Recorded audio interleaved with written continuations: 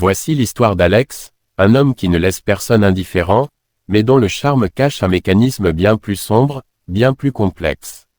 Le mirage de la perfection. Alex n'entre pas dans une pièce, il en prend possession. Dans la quarantaine, ce prodige de la finance possède tout l'attirail du succès, des costumes sur mesure qui soulignent sa carrure athlétique, un sourire, hollywoodien, parfaitement calibré et ce regard cuivré qui semble lire dans vos pensées avant même que vous ne les formuliez. C'est un grand séducteur, non pas parce qu'il aime les femmes, mais parce qu'il aime l'effet qu'il produit sur elles. Pour Alex, une conquête est un exercice de style, une validation de sa toute-puissance. La toile de l'araignée. Quand il rencontre Clara, une architecte talentueuse et indépendante, Alex déploie son love bombing, le bombardement affectif. L'idéalisation, en 2 semaines, il lui fait croire qu'elle est l'unique femme capable de le comprendre. Il l'inonde de messages, de fleurs anonymes au bureau et de dîners dans des lieux si exclusifs qu'ils en deviennent intimidants. Le miroir, il étudie ses passions, ses peurs et ses failles pour devenir son reflet parfait. Si elle aime le jazz et l'art brut, il devient soudainement un expert en la matière. Il lui chante presque tous les chœurs de ses artistes de jazz préférés. Clara est transportée. Elle pense avoir trouvé l'âme sœur. Elle ne voit pas encore que Alex n'est pas amoureux d'elle, mais de l'image de lui-même qu'elle lui renvoie. Le grand virage. Une fois Clara acquise, le prédateur change de peau. Le pervers narcissique entre en scène. Le basculement est subtil, presque invisible mais bien là. D'abord, ce sont de petites remarques déguisées en conseils, « Tu es sûr de vouloir mettre cette robe ?» Elle attire un peu trop le mauvais genre d'attention, non. Puis, vient le gaslighting, le détournement de réalité. Si elle lui reproche une froideur soudaine, il répond avec un calme olympien. « Tu es fatiguée en ce moment, Clara. Tu imagines des choses. Ton instabilité m'inquiète. » Alex crée un vide autour d'elle. Il critique ses amis, remet en question ses compétences professionnelles. Il veut être son seul repère, son seul juge, son seul avocat. Soudain le roi de bronze apparaît dru.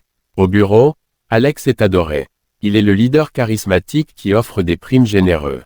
Mais derrière les portes closes, il s'attribue facilement le mérite du travail de ses adjoints et détruit psychologiquement ceux qui osent le contredire, le tout avec une politesse glaciale qui rend toute plainte impossible. Pour Alex, les gens sont des pions.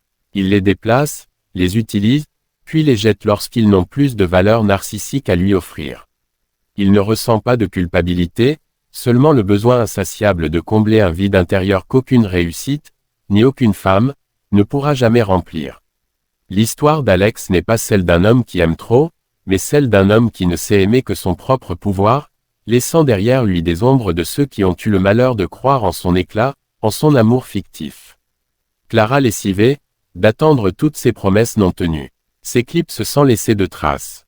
Alex, imbu de sa personne, se dit aucune femme ne peut le quitter et que c'est à lui de les jeter comme des chaussettes usées. Il se lance alors à sa poursuite. Il erre désormais devant son cabinet chaque jour mais voilà point de Clara. Elle a été envoyée sur un chantier dans une autre ville pour gérer un problème urgent, lui a confié leur assistant, ce jour-là alors que fatigué d'errer il a enfin osé pousser la porte pour des informations. Clara quant à elle n'a pas hésité à le remplacer par un architecte qu'elle a croisé lors de sa mission dans cette ville. De retour, Alex a bombardé sa boîte aux lettres de mots doux.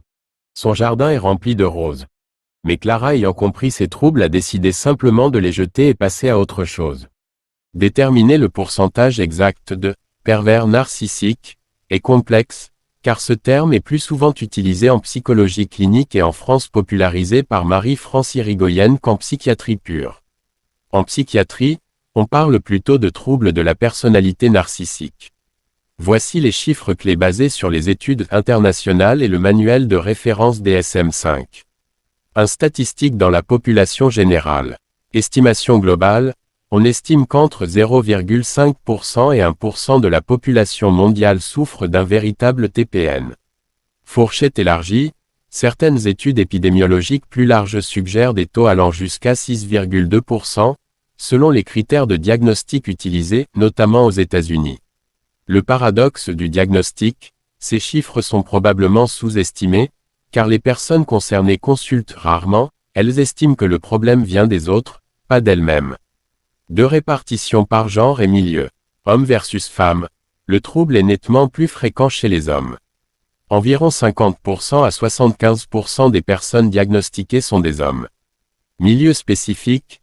Le pourcentage grimpe de façon significative dans certains environnements compétitifs ou de pouvoir. Population clinique, personnes en thérapie, 2% à 16%. Milieu militaire, jusqu'à 20%. Étudiants en médecine, première année, environ 17%. 3. Pervers narcissique versus trouble narcissique. Il est important de faire une distinction. Le TPN, psychiatrie, un trouble de la personnalité structuré avec un manque d'empathie et un besoin d'admiration. Le pervers narcissique, concept clinique, ce terme décrit une dynamique relationnelle de prédation. Il ne s'agit pas seulement d'être très narcissique, mais d'utiliser activement l'autre pour se valoriser tout en le détruisant. Certains experts estiment que ces profils, prédateurs, stricts représentent environ 2% à 3% de la population. Attention, un homme ou une femme qui veut du sérieux ne te bombardera jamais de romantisme, il ou elle prendra plutôt le temps de te fréquenter et connaître. De nos jours il y a beaucoup trop de PN ou de personnes avec les symptômes. À bon entendeur.